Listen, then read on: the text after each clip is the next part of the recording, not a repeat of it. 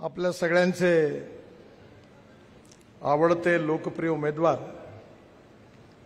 माझे मित्र आदरणीय चंद्रकांत दादा पाटील, संसदेतील माझे सहकारी मेधाताई कुलकर्णी, भारतीय जनता पार्टीमध्ये स्थापना झाल्यापासून अनेक वर्ष ज्यांच्याबरोबर कार्य करण्याची संधी मला मिळाली असे आदरणीय प्रकाश जावडेकर, आदरणीय दीपक भाऊ मानकर, आदरणीय राजेश पांडे, किरण साळी, मोनिका बहिनी,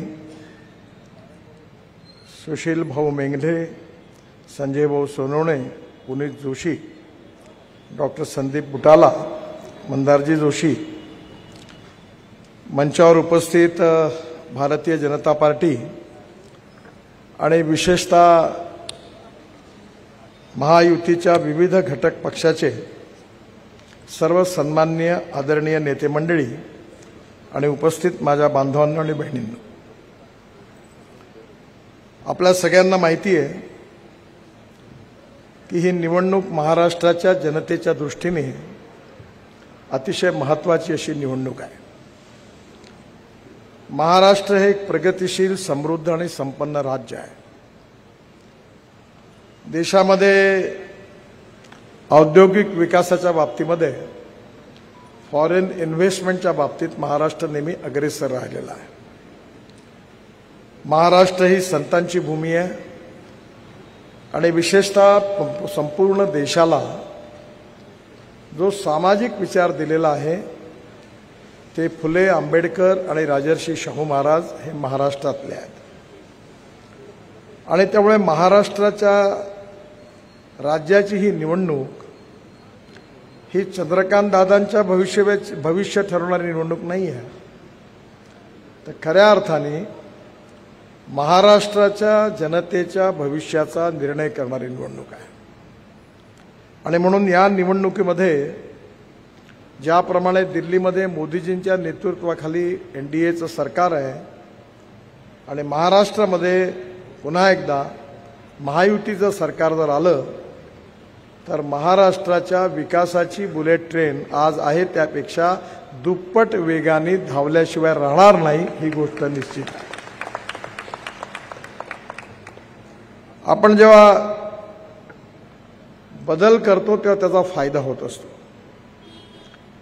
तुम्ही बघा, 1947 साली आपल्या देशाला स्वातंत्र्य मिळालं। याकरता हा इतिहास महत्त्वाचा आहे की पंडित जवाहरलाल नेहरू देशाचे प्रधानमंत्री झाले आणि त्यांनी रशियाचं इकॉनॉमिक मॉडेल स्वीकारलं। त्यावेळी देशामध्ये 3 पक्ष प्रमुख रूपाने होते। एक समाजवादी पक्ष, विचारधारा आणि समाजवादी पक्ष होता। दुसरा पुंजीवादी अर्थव्यवस्थेचं समर्थन करणारा स्वतंत्र पक्ष होता आणि कम्युनिस्ट आणि समाजवादी मिश्रित विचाराच्या आधारावर काँग्रेस पक्षाचं इकॉनॉमिक मॉडेल होतं। आपल्याला कधी जर संधी मिळाली तर हंगेरीमध्ये एक बुडापेस्ट नावाचं शहर आहे।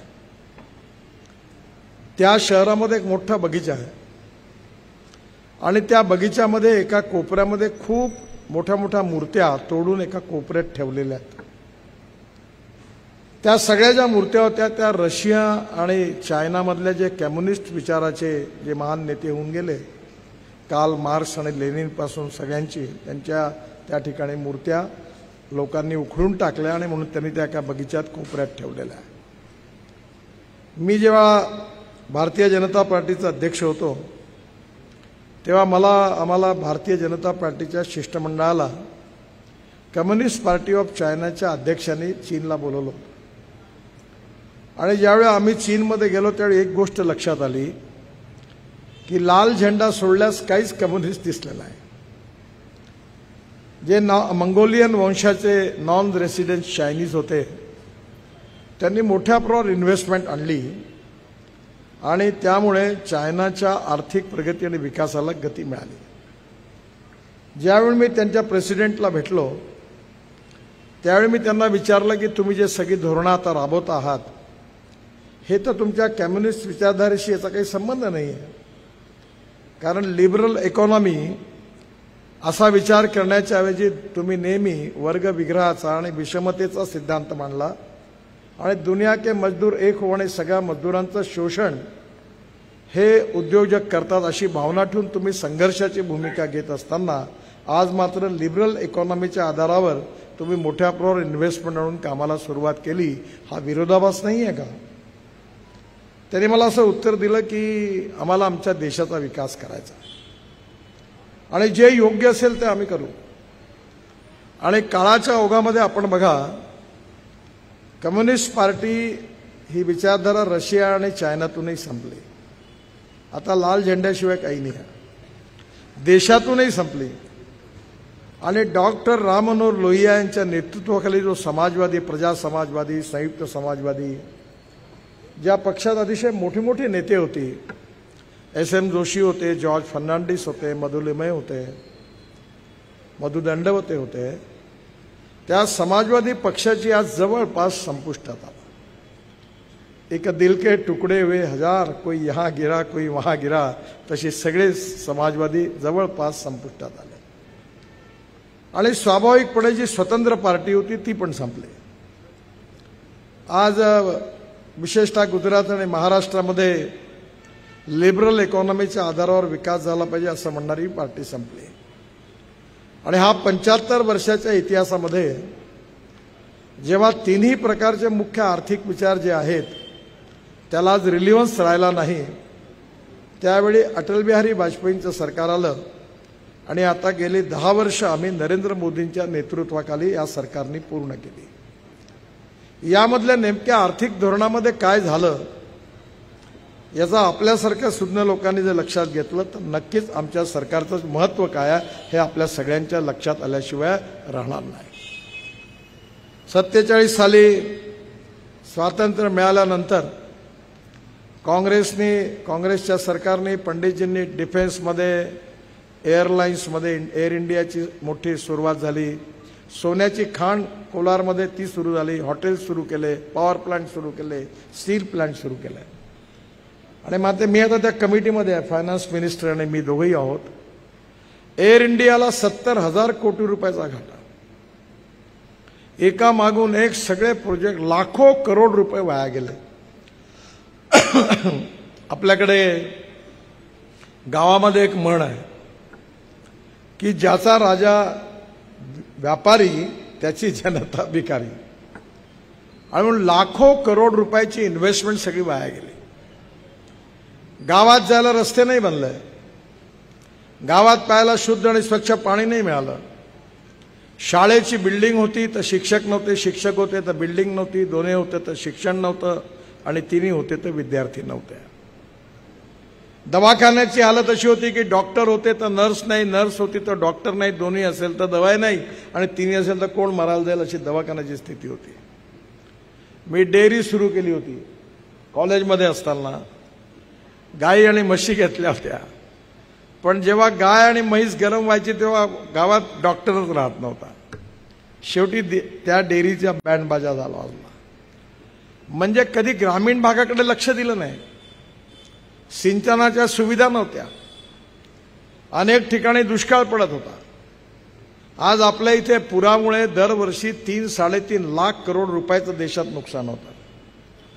देशात पाण्याची कमी नाही आहे, देशामध्ये खऱ्या अर्थाने पाण्याच्या नियोजनाची कमी आहे. पण काँग्रेसने कधी या कामाला महत्त्व नाही दिलं. पाणी समुद्रात चाललं.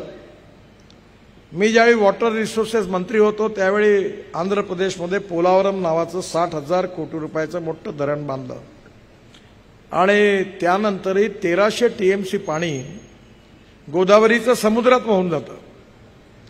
मग त्यावेळी 49 नदीजोड प्रकल्पाचे DPR तयार केले आणि मी कर्नाटकच्या आणि तामिळनाडूच्या दोन्ही मुख्यमंत्र्यांना बोलावलं आणि त्यांना समजावून सांगितलं की तुम्ही कशा करता भांडता. हे 1300 TMC पाणी जे आहे हे समुद्रात वाहून जातं. आपण अशी योजना तयार केली आहे की गोदावरीचं पाणी कृष्णेमध्ये, कृष्णेचं पेनारमध्ये आणि पेनारचं कावेरीला देऊन संपूर्ण कर्नाटकातून सगळी धरणं भरत टेल एंड ऑफ तामिळनाडू तिथपर्यंत पाणी पोहोचवू. तुमचा पाण्याचा प्रश्न सुटेल. तुम्ही आपसात कशा करता भांडता. 1970 पासून 23 पाण्याच्या राज्यातले भांडणं चालू होती.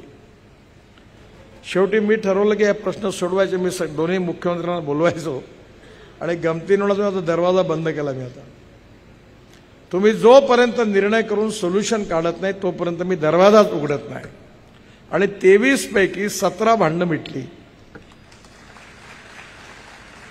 आणि बघा दुर्भाग्य किती आहे, इथे पंजाब आणि हरियाणात पाण्याकरता भांडण सुरू होतं. पण भारत स्वतंत्र झाल्यानंतर 3 नद्या भारताला मिळाल्या आणि 3 पाकिस्तानला मिळाल्या. आणि आपल्या हक्काचं 3 नद्याचं पाणी पाकिस्तानमध्ये चाललं आहे आणि इकडे पंजाब आणि हरियाणा त्याच्याकरता भांडण सुरू आहे पाण्याकरता. मी त्यांना दोघांनाही समजवलं की आपल्या हक्काचं पाणी आपण आणू, पंजाब आणि हरियाणाला देऊन. मी काश्मीरमध्ये त्यावेळी राज्यपाल तिघांनाही बोलावलं, करार केला आणि ते पाणी आता पंजाबमध्ये डायव्हर्ट केलं, हरियाणात डायव्हर्ट केलं, उत्तराखंड, हिमाचल प्रदेश, दिल्ली सगळ्यांची भांडणं मिटली आणि ते पाणी आता भारताला मिळणार आहे. म्हणजे अशा अनेक गोष्टी होत्या ज्या काँग्रेसला करता आल्या असत्या पण त्या केल्या नाही. आणि म्हणून त्या चुकीच्या आर्थिक धोरण, रॉंग इकॉनॉमिक पॉलिसी आणि बॅड अँड करप्ट गव्हर्नन्समुळे देशाचा सत्यानाश झाला. आणि त्याचवेळी ज्यावेळी मोदींच्या नेतृत्वाखाली आमचं सरकार आलं, यातला सगळ्यात मोठा फरक कोणता असेल तर इकॉनॉमिक अप्रोचमध्ये आहे. मी जेव्हा मुंबई पुणे एक्सप्रेस हायवे बांधला, उड्डाणपूल बांधले, वरळी बांद्रा प्रोजेक्ट बांधला, तेव्हा माझ्याजवळ 5 कोटी रुपये होते. आणि ह्या 5 कोटी रुपयामध्ये शक्यच नव्हतं, बजेटही नव्हतं. आणि जर मी हे सरकारी पैशातून बांधायचं ठरवलं असतं तर 15 वर्ष महाराष्ट्रातल्या कुठल्याही गावात एकही काम झालं नसतं. मी पब्लिक प्रायव्हेट इन्व्हेस्टमेंटचा BOT हायब्रिड एन्युटी तो प्रोजेक्ट, तो नवीन कन्सेप्ट आला आणि मला अतिशय आनंद होतो की आज मी 5 लाख कोटी रुपयाची कामं दरवर्षी करतो. आणि एवढंच नाही तर मथुरामध्ये 80 MLD जे घाण पाणी होतं त्याच्यावरही हायब्रिड एन्युटीमध्ये सक्सेसफुल प्रोजेक्ट केला. मी सांगितलं की हे पाणी शुद्ध करून इंडियन ऑइलच्या रिफायनरीला विकलं. इंडियन ऑइलचे अध्यक्ष पुण्याचे वैद्य साहेब, त्यांना बोलवलं मी. म्हटलं तुम्ही पाणी कुठून घेता? म्हणजे उत्तर प्रदेश सरकारकडनं घेतो. म्हणजे किती रुपये देता? म्हणजे 25 कोटी वर्षाचं. म्हटलं 20 कोटी द्या, मी तुम्हाला पाणी देतो. त्यांनी 20 कोटी कबूल केले. मी हायब्रिड एन्युटीमध्ये 40% सरकारचे, 60% पब्लिक प्रायव्हेट इन्व्हेस्टमेंटचे प्रोजेक्ट काढला. प्रोजेक्ट पूर्ण झाला. त्रिवेणी इंजिनिअरिंग कंपनी आली आणि आता 80 MLD स्लज जी होती, घाण पाणी होतं, ते आता स्वच्छ झालं. म्हणजे मथुरा स्वच्छ झाली आणि 100 रुपयाचं काम 40 रुपयात झालं. आम्ही 8 वर्षापासून नागपूर शहराचं शौचालयाचं पाणी विकतो. तुम्हाला आश्चर्य वाटेल, आम्हाला या पाण्यातून पाणी विकून शुद्ध करून महाराष्ट्र सरकारला कोराडी आणि खापरखेडा पॉवर प्रोजेक्टला देतो.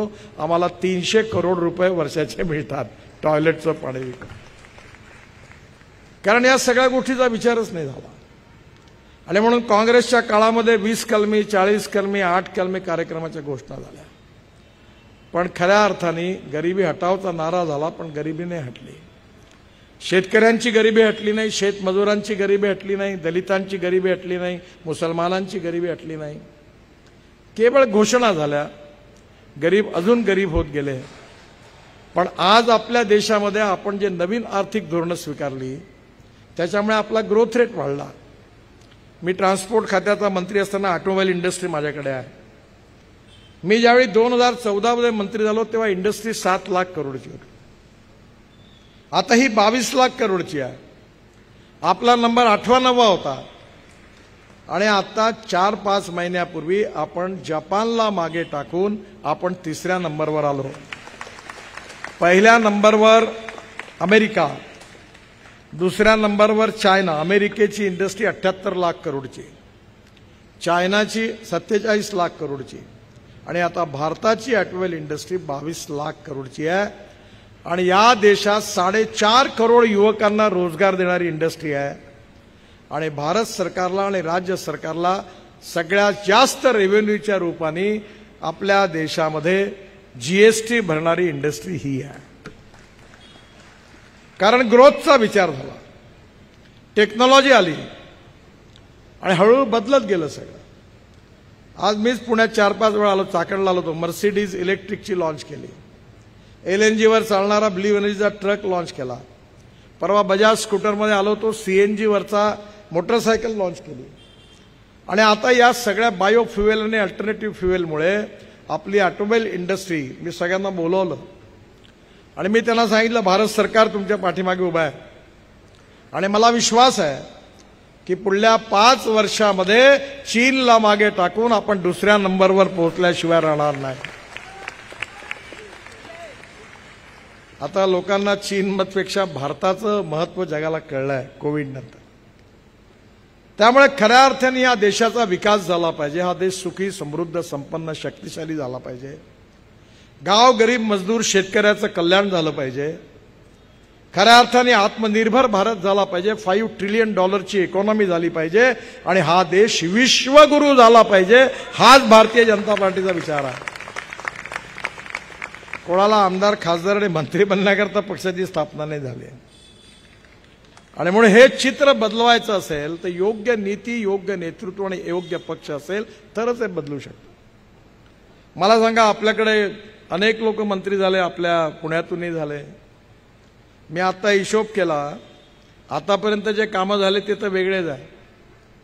पण आता पुण्याच्या मध्ये जेवढी कामं मी मंजूर केली, कारण आचारसंहिता असल्यामुळे मला काही इथे नवीन घोषणा मी करत नाही, पण जे कामं ऑलरेडी मंजूर केली ती कामं 54,000 कोटी रुपयाची कामं केवळ पुणे आणि चिंचवड करता मंजूर केली आहे.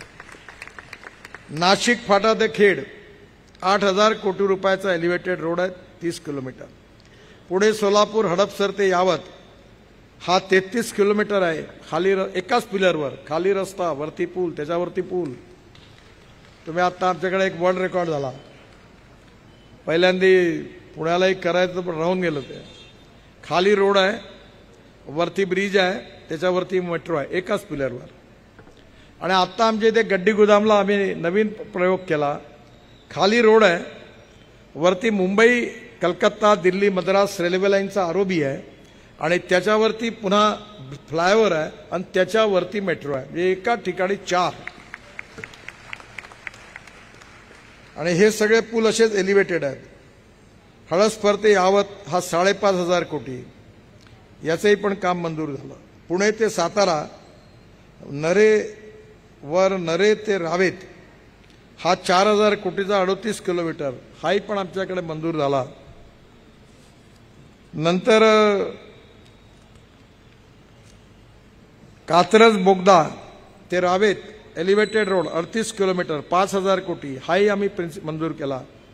पुणे ते शिरूर 53 किलोमीटर, 7,840 कोटी रुपये, हे मंजूर झालं काम. MSIDCला हे काम दिलं महाराष्ट्र सरकारच्या. तळेगाव ते चाकण शिक्रापूर हा 6,447, याचंही MSIDCला हस्तांतरित केलं. आणि या कामावी नाशिक फाटा ते खेड जे आहे हा 8,000 कोटी रुपयाचा, त्याचं टेंडर पण बोलावलं. म्हणजे हे 55,000 कोटी आहे. आणि याच्या व्यतिरिक्त आता Mumbai Pune highway, express highway जसा झाला, मला माहिती आहे आता त्याला पुष्कळ जाम आहे. त्यामुळे आपण अटल ब्रिजवरून आल्यानंतर, आपण अटल ब्रिज उतरल्यानंतर डाव्या हाताला 1 किलोमीटर नंतर डायरेक्ट नवीन एक्सप्रेस हायवे बांधतोय, या हायवेपेक्षाही मोठा. तो डायरेक्ट मुंबई ते पुण्याचा रिंग रोड आणि तिथून डायरेक्ट बेंगलोरला जाणार आहे. नवीन अलाइनमेंट आहे. फलटण जो सातारा आणि सांगली जिल्ह्यातला दुष्काळी भाग आहे, तिथून डायरेक्ट 800 किलोमीटरचा बेंगलोरला जाणारा हायवे आहे, 55,000 कोटी रुपयाचा, तोही मंजूर झालेला आहे. म्हणजे मुंबई ते बेंगलोर 6 तासात होणार. आणि आपल्याला, मला सांगा की आपल्या इथे बरेच आमच्याकडे विदर्भातले लोक इथे राहतात. आता बऱ्याच वेळा आजकाल विमानाची गैरसोय आहे बरीच, त्यामुळे पुणे ते औरंगाबाद, संभाजीनगर नवीन रोड बांधायला घेतलाय. आणि पुणे ते औरंगाबाद हे 2 तासात आणि औरंगाबाद ते नागपूर हे 3.5 ते 4 तासात, म्हणजे 6 तासात नागपूर पुणे होणार आहे. तुम्हाला विमानतळावर जायला 1 तास, तिथे थांबायला 1 तास, मग विमानात जायला 1 तास, घरी जायला 1 तास, त्यापेक्षा 5.5-6 तासात तुम्ही पोहोचून जा. मी ज्यावेळी मंत्री होतो त्यावेळी मी सांगितलं होतं, त्यावेळी 8 विमानं मुंबई ते पुण्याच्या मध्ये चालायचे, जेट एअरवेजचे. मी सांगितलं हे बंद होणार आहे. ते लोक हसले, काही सांगतात म्हणा. पण ज्या दिवशी मुंबई पुणे एक्सप्रेस हायवे सुरू झाला, विमानं बंद झाली. आज अनेक ठिकाणी आता दिल्ली ते डेहराडून 9 तास लागायचे, जानेवारीपासून 2 तास. दिल्ली से अमृतसर 12 तास, आता 4 तासात होणार. दिल्ली ते जयपूर 2 तासात होणार. दिल्ली ते चंदीगड 2.5 तासात होणार. दिल्ली ते मुंबई 12 तासात होणार. म्हणजे आता येणाऱ्या काळामध्ये या ठिकाणी विमानाने जाण्याची गरजच नाही. आणि सगळ्यात मोठी गोष्ट म्हणजे मी पुण्यात येतो तेव्हा मला सगळ्यात गोष्टीचं वाईट वाटतं ते म्हणजे पुण्यामध्ये होणारं प्रदूषण. मला माझी बहीण पुण्यामध्ये राहायची, महर्षी नगर म्हणून होतं स्वारगेट जवळ. त्यांच्या घरातून आम्ही पर्वती बघायचो. एवढी शुद्ध हवा होती सकाळी की पुण्याच्या हवेवर सगळे खुश होते. आता खूप प्रदूषण वाढलं.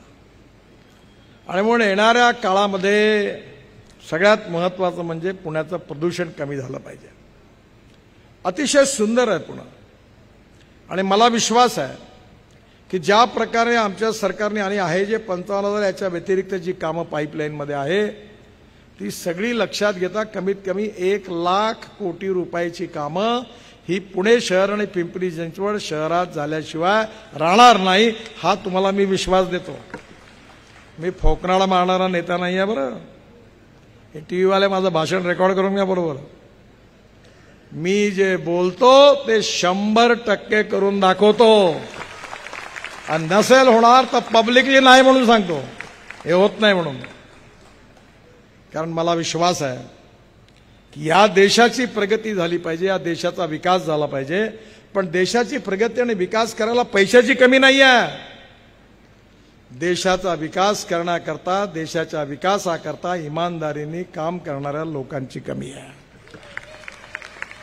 आणि म्हणून येणाऱ्या काळामध्ये आपल्याला महाराष्ट्राच्या या निवडणुकीमध्ये निश्चितपणे आपल्याला पुन्हा एकदा डबल इंजिनचं सरकार जर महाराष्ट्राला लागलं तर विकासाची गती दुप्पट झाल्याशिवाय राहणार नाही.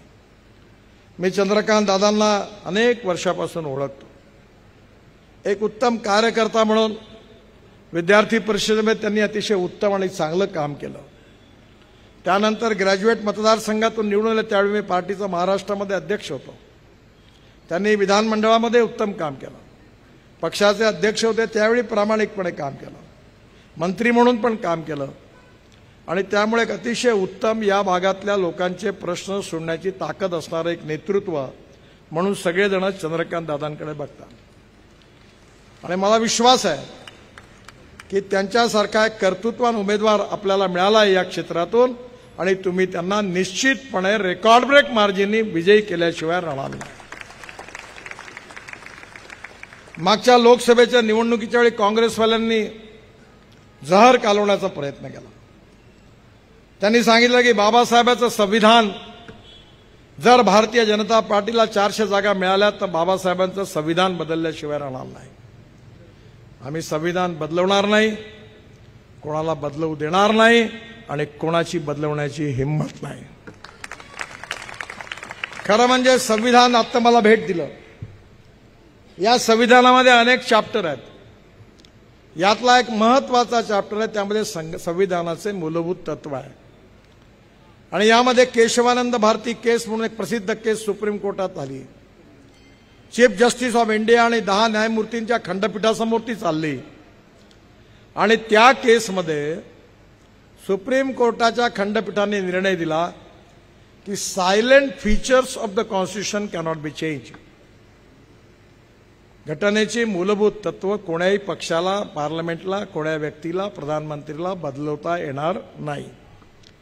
ही मूलभूत तत्व कोणती होती? या मूलभूत तत्वामध्ये लोकतंत्र, समाजवाद, धर्मनिरपेक्षता, freedom of speech, fundamental right हे बदलवताच येत नाही. मग या संविधानाला तोडण्याचं पाप कोणी केलं? आपल्याला आठवत असेल की 1975 मध्ये आपल्या देशामध्ये आणीबाणी आली. त्याच काळामध्ये मी नुकताच HSCची परीक्षा देत असताना प्रकाशजी माझ्याकडे आले होते. मी त्यावेळी विद्यार्थी परिषद काम करत होतो आणि जनता पार्टीचं काम करायला लागलो। त्यावेळी इंदिरा गांधींच्या विरोधामध्ये अलाहाबाद हायकोर्टाने त्यांची निवडणूक रायबरेली लोकसभा क्षेत्राची अवैध घोषित केली आणि ज्यावेळी ही निवडणूक त्यांची अवैध घोषित केली तेव्हा याच काँग्रेस पार्टीने बाबासाहेबांच्या संविधानाच्या धज्जिया उडवल्या। स्वतःच्या स्वार्थाकरता काँग्रेस पार्टीने संविधानात अनेक सुधारणा केल्या, त्याचं स्पिरिट खराब करून टाकलं आणि त्यानंतर 77 साली जनता पार्टी विजयी झाल्यानंतर आम्ही पुन्हा एकदा जनता पार्टीने त्या संविधानाला सगळ्या दुरुस्त्या पुन्हा केल्या आणि संविधान पूर्ववत केलं। ज्यांनी संविधान तोडण्याचं पाप केलं, ज्यांनी संविधानाला एक प्रकारे तोडण्याचं काम केलं, ते आता संविधानाची कॉपी घेऊन लोकांसमोर सांगून त्याचा दुष्प्रचार करतात आहेत। जेव्हा कन्व्हिन्स करता येत नाही तेव्हा कन्फ्यूज करण्याचा प्रयत्न करतात। भारतीय जनता पार्टीने कधी जातीवादाचं राजकारण नाही केलं। मी तर डेअर डेव्हिल आहे, माझ्याकडे येतच नाही कोणी डेलिगेशन घेऊन।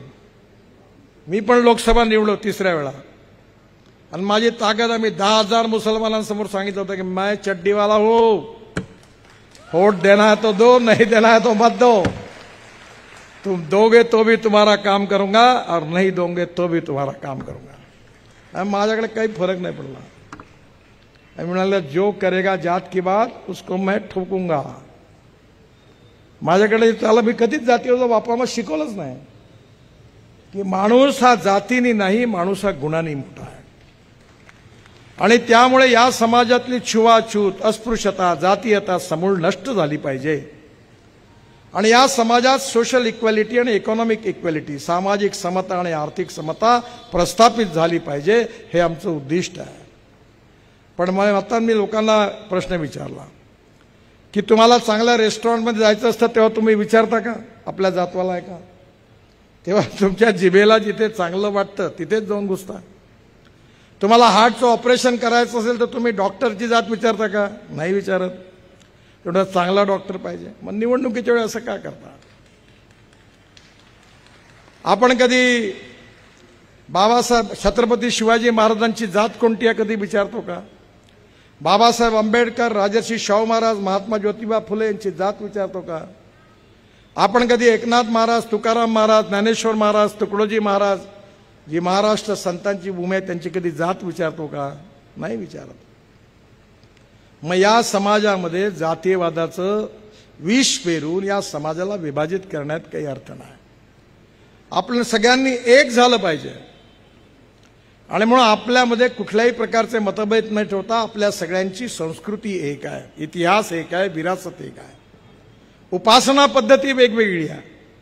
कोणी गुरुद्वारात जात असेल, कोणी बौद्ध विहारात जात असेल, कोणी मस्जिदीत जात असेल, कदाचित कोणी मंदिरात जात असेल, पण संस्कृती सबकी एक चिरंतन, पुरखे जिसके हिंदू है, विराट सागर समाज अपना, हम सब इसके बिंदू है, हे आपण शिकलो। मला अंतुले साहेब एकदा म्हणाले होते, तुला माहिती आहे का म्हणून मी कोण आहे? म्हटलं का? म्हणून माझं नाव, आमचं नाव करंदीकर होतं। आम्ही कोकणस्थ ब्राह्मण होतो, पण कन्व्हर्शन झाल्यामुळे अंतुले झालो, अब्दुल रहमान अंतुले। आज आपल्या देशामध्ये कुठे, आपल्या देशातले मुसलमान जेव्हा मक्केला जातात तेव्हा त्यांचा हिंदी म्हणून उल्लेख होतो, हिंदू म्हणून उल्लेख होतो आणि म्हणून या समाजामधली छुवाछूत, अस्पृश्यता, जातीयता नष्ट करण्याची गरज आहे। या देशाला सुखी, समृद्ध, संपन्न करण्याची गरज आहे। या देशामध्ये खऱ्या अर्थाने गाव, गरीब, मजदूर, शेतकऱ्याचं कल्याण करण्याची गरज आहे। या देशामध्ये सुंदर, स्वच्छ शहरं बनवण्याची गरज आहे। या देशामध्ये उद्योग, व्यवसाय आणि व्यापार वाढवण्याची गरज आहे। या देशामधलं एक्सपोर्ट वाढवून इम्पोर्ट कमी करण्याची गरज आहे आणि हा देशाच्या सीमा ज्या आहेत इंटरनल आणि एक्सटर्नल त्या सुरक्षित राहायला पाहिजे। आतंकवाद, नक्षलवाद या देशात होता कामा नये। मी परवा गडचिरोली जिल्ह्यातल्या टोकाच्या कुरखेडा नावाच्या गावात गेलो आणि मला आश्चर्य वाटलं की त्या गावामध्ये पोलीसवाले मला इकडे तिकडे सरकू देत नव्हते, कारण एकेकाळी ते सगळं नक्षलवादी चळवळीचं केंद्र होतं। त्या भागामध्ये मी आमच्या लक्ष्मणराव मानकर जे आहेत त्यांच्या निधनानंतर 25 वर्षापासून आम्ही 1800 एकल विद्यालय चालवतो। तर मला तिथले सगळे शिक्षक भेटले आणि एवढी मोठी सभा झाली, 10,000 लोक होते आणि जेव्हा मला भेटायला जे पोलीसवाले प्रत्येकाला अडवायचे मी त्याला म्हणलं असं नका करू, तुम्ही चेक करा त्यांना, काय मला भेटू द्या. मी थांबलो. पूर्ण वातावरण बदलला, कारण त्या भागात एक मोठा उद्योग सुरू झाला. त्या ठिकाणी देशातलं सगळ्यात चांगलं आयर्न ओर त्या ठिकाणी आहे. तिथल्या 5,000 तरुण मुलांना रोजगार मिळाला आणि तिथला नक्षलवाद संपुष्टात आला. या देशामध्ये पर्यटनामध्ये 49% जो खर्च होतो तो रोजगार निर्माण करण्याकरता होतो. आज तुम्ही भारतात कुठेही जा, बद्रीनाथ, केदारनाथ, गंगोत्री, यमुनोत्री कुठेही जा, पालखी मार्ग 12,000 कोटीचा, 12,000 कोटीचा आपण 4 धामचा रस्ता केला. आता माझी तर मी एक गोष्ट पुण्याची नेहमी लक्षात येते मला, मी कुठेही जातो, अगदी कारगिलच्या तिथे मी गेलो होतो आणि मला आवाज दिला, अहो गडकरी आम्ही महाराष्ट्रातून आलो आहे. मी लगेच जवळ गेलो, म्हटलं कुठून आले? पुण्यातून. म्हणजे भारतातल्या कुठेही जा, विदेशात जा, सगळ्यात जास्त पर्यटक जर कुठून येत असतील भारतातल्या शहरातून तर पुण्यातून येतात आणि हमखास मराठीमध्ये आवाज देतात. पर्यटन एक क्षेत्र असं आहे की ज्या क्षेत्रामध्ये 49% खर्च रोजगार निर्माण करण्याकरता होतो. आज आपण सगळी पर्यटन स्थळं, तीर्थस्थळ सगळी चांगली केली. आता मी 360 रोप वे केबल कार बांधतोय आणि मी चंद्रकांत दादांना सांगणार आहे की मी आता नागपूरमध्ये नवीन बस सुरू केली म्हणजे मंजूर केली आणि ती स्कोडा कंपनीमध्ये मी गेलो होतो झेकोस्लोवाकियामध्ये आणि ती 18 मीटरची आहे, 135 सीटरची, एअर कंडिशन आणि ती इलेक्ट्रिकवर आहे, पण अशी इलेक्ट्रिक बॅटरीवर नाही आहे. तर तिथून आल्यावर मला आवडली. मी तिथून टाटाच्या MDला पुण्यात जे आहेत वाघ त्यांना फोन लावला आणि त्याला म्हटलं तू एक काम कर, या स्कोडाशी तुम्ही जॉईंट व्हेंचर करा आणि एक फ्लॅश चार्जिंग सिस्टीम आहे, त्याच्यामध्ये बस स्टॉपवर बस उभी राहिली की ती चार्जिंग सिस्टम खाली येते, अर्ध्या मिनिटात बस चार्ज होते आणि 40 किलोमीटर जाते. त्याचं डिझाईन मी सांगितलं की याच्यात प्रत्येक सीटवर TV असला पाहिजे आणि एअर कंडिशन बस असली पाहिजे आणि विमानात जशी एअर होस्टेस असते तशी बसमध्ये बस होस्टेस असली पाहिजे आणि सगळ्यांना चहा कॉफी नाश्ता मिळाला पाहिजे अशी बस आहे. नागपूरच्या रिंग रोडवर धावणार आहे आणि तिचा तिकीट रेट डिझेल बसपेक्षा 30% कमी आहे. तेव्हा आता आमचा पायलट प्रोजेक्ट झाल्याबरोबर मी नक्की ट्रान्सपोर्ट मंत्री म्हणून पुण्याकरता नक्की या बसचा तुम्ही दादांना निवडून द्या, आपण याचा उपयोग करू. खूप चांगली बस आहे, कारण टेक्नॉलॉजी महत्वाची आहे. मी जेव्हा अनेक भाषणात राजकारणात लोक एकमेकाला शिवाय मी बोलतच नाही. माझ्या एक लक्षात आलं की लोकांना नवीन काहीतरी शिकायचं आहे. मी फार मीडिया सेवी नाही आहे, पण मला कारण यूट्यूबने परवा गोल्डन डिस्क भेट दिली आणि त्यांनी सांगितलं की तुमचे 25 करोड फॉलोअर आहेत आणि मला आनंद झाला. आणि मी जेव्हा कुठेही भाषण दिलं की बरोबर ते अमेरिकेपासून जगात पोहोचतं, कारण आता टेक्नॉलॉजी बदलली आहे. आणि मी विचार केला की त्यांना विचारलं की लोक हे का बरं बघतात, तर म्हणे तुम्ही राजकारण नाही बोलत, याला शिव्या दे त्याला शिव्या दे हे तुम्ही बोलत नाही, तुम्ही जे बोलता ते टेक्नॉलॉजी बोलता. आणि मी तुम्हाला खरं सांगतो की आमच्या सरकारने याला प्रायोरिटी दिली आहे की innovation, entrepreneurship, science, technology, research, skilled and successful practices. We name it as knowledge and conversion of knowledge into wealth is the future. आणि पुणे तर विद्येचं खऱ्या अर्थाने माहेर आहे. IT मध्ये, टेक्नॉलॉजीमध्ये अनेक क्षेत्रामध्ये उत्तम प्रगती केली आहे. जगामध्ये सगळ्यात जास्त ट्रेंड इंजिनिअरिंग मॅन पॉवर जर कोणत्या देशामध्ये असेल तर त्या देशाचं नाव हिंदुस्थान आहे. आणि म्हणून येणाऱ्या काळामध्ये waste to wealth and knowledge to wealth. आमच्याकडे एक चांगलं झालं, आमच्याकडे 450 हेक्टर जागेवर कचरा डंप केला होता. आम्ही त्या कचऱ्यापासून आता CNG तयार करायचा काम सुरू झालं. ती जागा रिकामी झाली आणि त्याच्यावर सिम्बॉसिसच्या यांना मुजुमदार साहेबांना मी म्हटलं तुम्ही आमच्याकडे नागपूरला या. ते म्हणे एका अटीवर येतो, मला जागा द्या. मी म्हटलं देतो.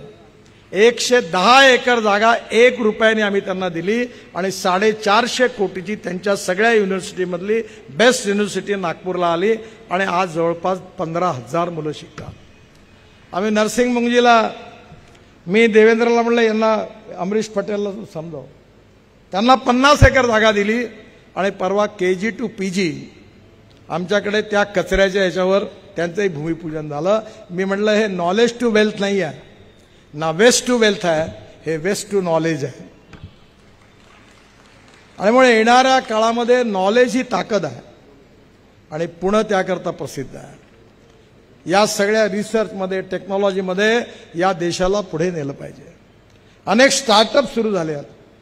तरुण मुलांना विशेष रूपाने आपल्या मुलांनी आपलं कर्तृत्व आणि खऱ्या अर्थाने त्यांच्या नॉलेजच्या आधारावर सिद्ध करून दाखवलेलं आहे आणि त्याचं माहेरघर कोणी असेल तर पुणे आहे. म्हणून येणाऱ्या काळामध्ये ही विकासाची प्रक्रिया गतिशील झाली पाहिजे.